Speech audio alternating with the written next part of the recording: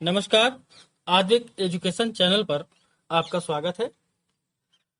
आज हम भारतीय दर्शन के बड़े ही महत्वपूर्ण टॉपिक सांख्य दर्शन पर चर्चा करेंगे।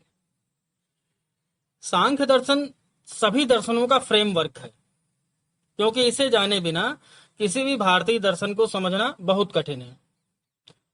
ये सबसे प्राचीन एवं पहला दर्शन है, जिसके प्रणेता कपिल मुनि थे, जो समस्त मुनियों में श्रेष्ठ माने जाते थे। क्योंकि गीता में श्री कृष्ण ने कहा है कि मुनियों में मैं कपिल हूं। इसका मतलब उनका स्थान सभी मुनियों में श्रेष्ठ था। सांख्य दर्शन का एकमात्र उपलब्ध ग्रंथ सांख्य कारिका है। इनका प्रमुख सिद्धांत है सत्कार्यवाद, जिसे हम अगले वीडियो में समझेंगे। पहले हम सांख्य दर्शन को समझते हैं कि सृष्टि की उत्पत्ति कैसे होती है। अब जो हमारा सांख्य दर्शन है, वह कहता है कि जगत की उत्पत्ति के दो ही मुख्य आधार हैं। पहला आधार वह परम चेतना, जिसे पुरुष कहा गया है, और दूसरा प्रकृति। इसलिए यह द्वैतवादी दर्शन भी है। सांख्य कहता है कि जब इस सार्वभौमिक परम चेतना में, जो सर्वत्र फैली हुई है, विशाल एवं अनंत है, इसमें एक इच्छा उत्पन्न होती है कि मैं क्या हूं। इसे रियलाइज करने के लिए इच्छा जैसे ही उत्पन्न होती है, वो इच्छा अर्थात अंश उस सार्वभौमिक चेतना से अलग होने लगता है, और उस परम चेतना का वह अंश अपनी इच्छा को लेकर उसे प्रकट करने के लिए, अभिव्यक्त करने के लिए वो प्रकृति से मिल जाता है, जिसे हम लोग आत्मा कहते हैं। और उस आत्मा रूपी चेतना के अंश को, जिसे सांख्य में पुरुष कहा गया है, स्वयं में लपेटे हुए प्रकृति सृष्टि के रूप में जन्म लेती है। प्रकृति उस पुरुष तत्व को स्वयं में लपेट लेती है। अब यहां पर पहला एलिमेंट अर्थात तत्व है पुरुष। यह फिक्स्ड है, यह फिक्स्ड है, स्थिर है, चेतन है, जिसे हम यहां पुरुष के रूप में देख रहे हैं, जो प्योर चेतना है परंतु निष्क्रिय है। यह चेतन होते हुए भी निष्क्रिय है, क्योंकि प्रकृति के बिना वो कुछ नहीं कर सकता। और दूसरा एलिमेंट प्रकृति, जो वेरिएबल है, परिवर्तनशील है, जड़ है, परंतु सक्रिय होती है। प्रकृति शब्द, अब प्रकृति शब्द को देख लेते हैं। प्रकृति शब्द दो शब्दों से मिलकर बना है, प्रा और कृति।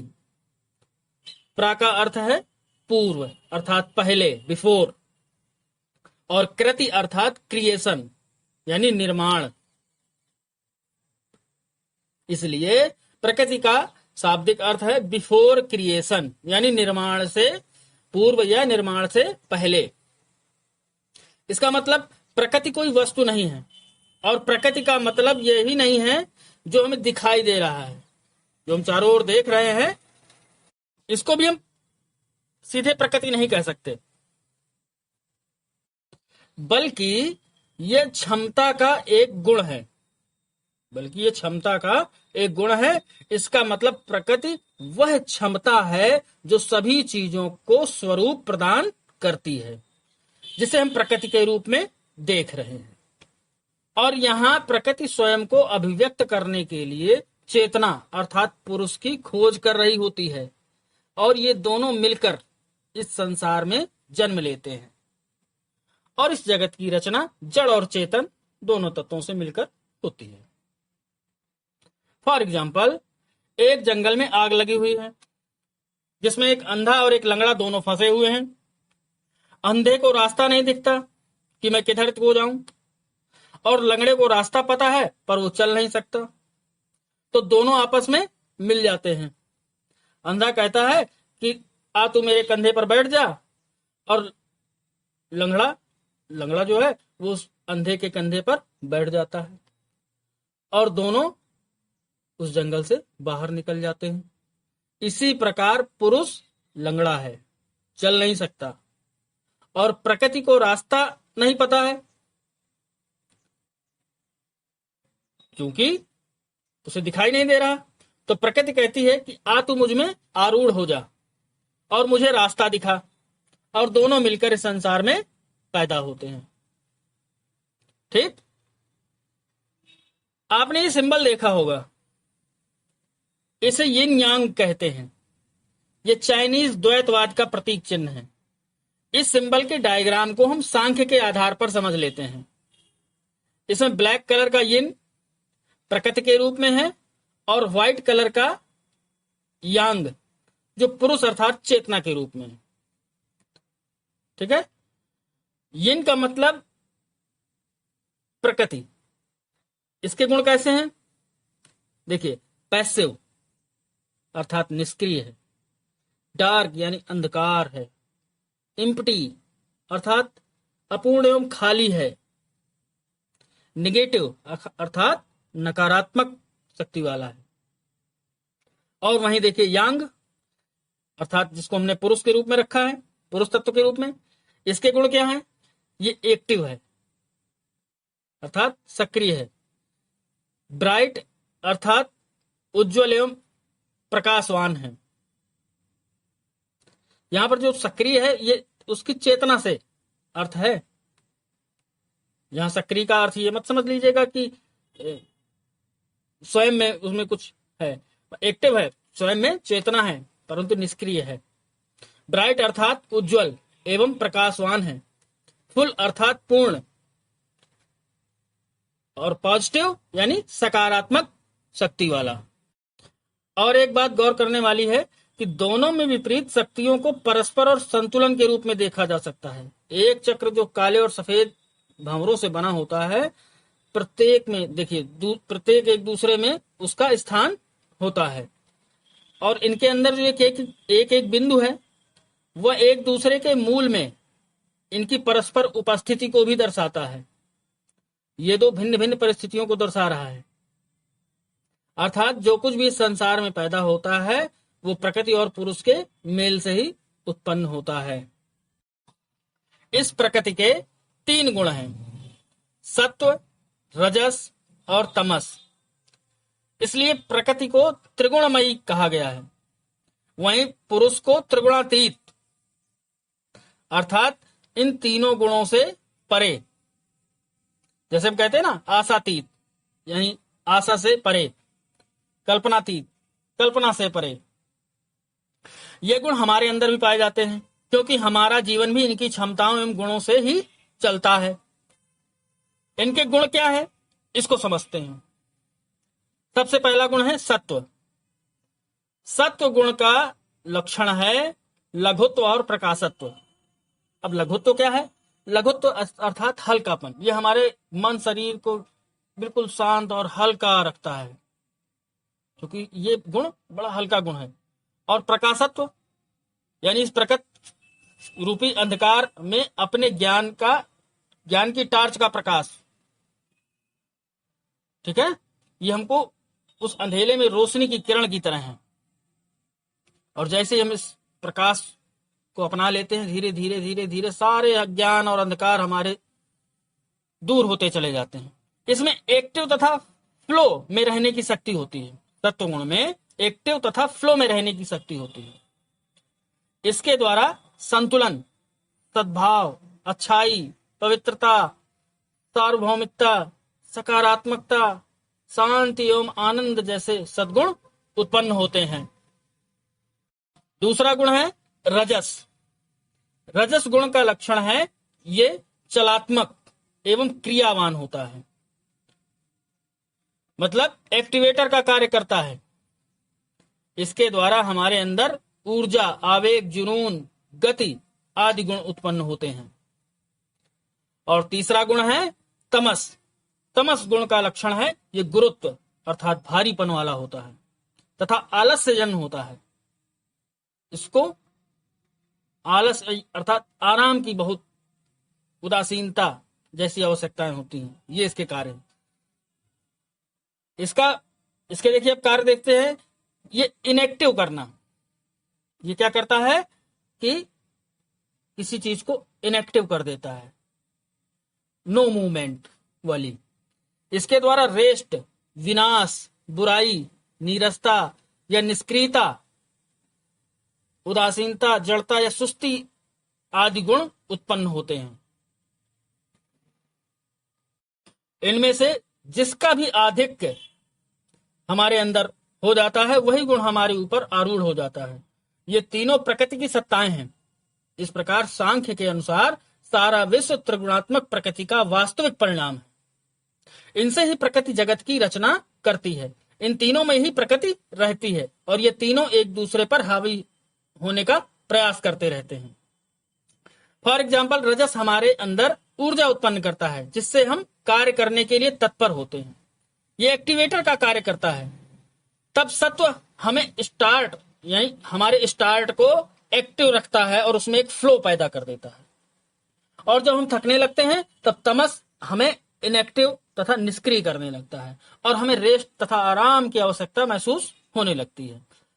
आराम करने के बाद फिर रजस गुण फिर हमारे अंदर स्पार्क पैदा कर देता है एवं ऊर्जा उत्पन्न करता है।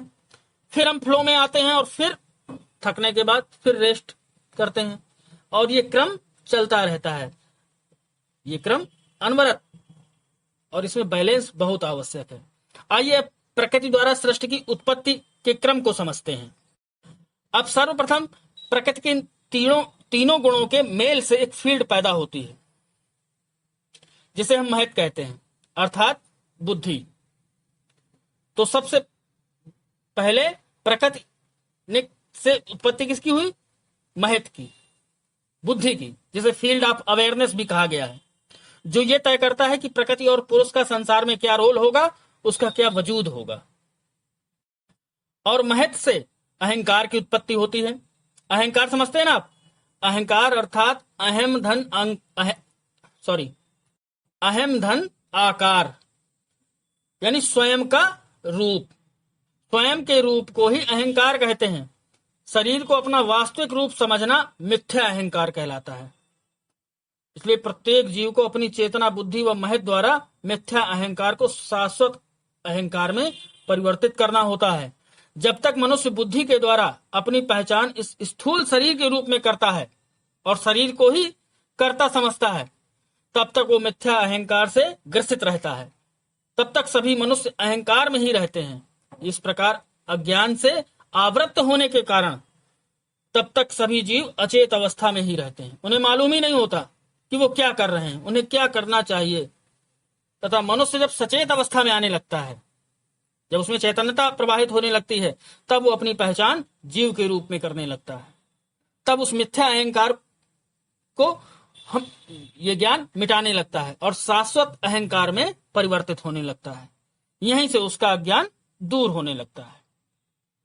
और देखिए, अब इस अहंकार से तन्मात्राओं का जन्म होता है।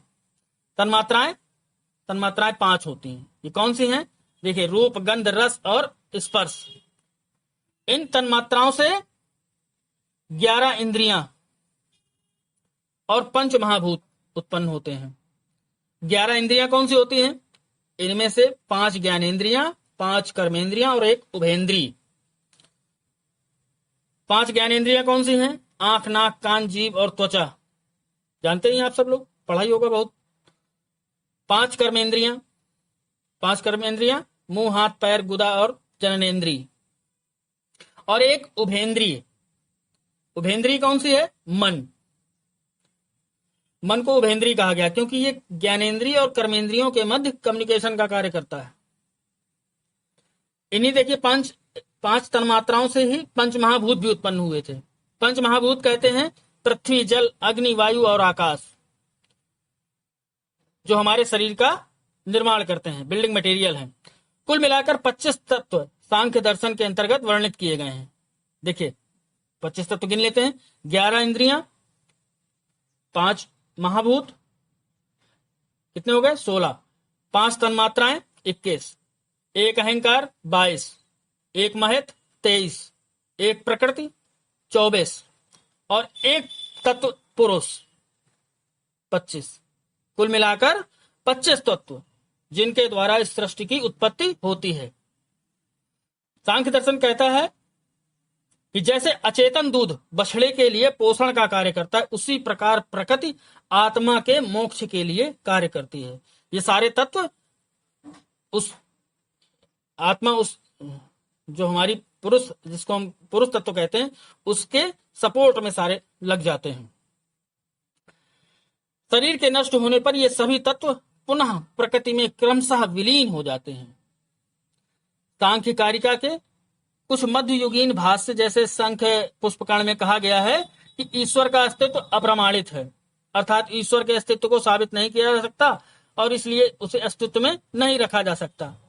सांख्य ईश्वर को कोई स्थान नहीं देता, इसी कारण से हम सांख्य दर्शन को निरीश्वरवादी या अनीश्वरवादी दर्शन भी कहते हैं। परंतु सांख्य का जो पुरुष तत्व है, जो ये पुरुष तत्व है, ये ईश्वर तो नहीं है, लेकिन ईश्वर जैसी शक्ति का धारक जरूर है। योग दर्शन में ईश्वर को मिलाकर 26 तत्व हो जाते हैं। सांख्य के ये 25 तत्व और एक तत्व ईश्वर, कुल मिलाकर 26 तत्व योग दर्शन के अंतर्गत माने गए हैं। सांख्य दर्शन के इन 25 तत्वों से अधिकतर एग्जाम में प्रश्न पूछा जाता है कि प्रकृति तत्व क्या है, विकृति तत्व क्या है, विलक्षण तत्व क्या है। इनको हम बिल्कुल सरल तरीके से समझ लेते हैं, मेरा विश्वास है ये आपको कभी नहीं भूलेंगे। सांख्य दर्शन कहता है कि कार्य उत्पन्न होने से पूर्व अपने कारण में विद्यमान रहता है। ये उनका मूल वाक्य है, सिद्धांत है। बिना कारण के कोई कार्य उत्पन्न ही नहीं होता, अर्थात कारण और कार्य, यहां इन दोनों शब्दों पर ध्यान दीजिएगा बिल्कुल।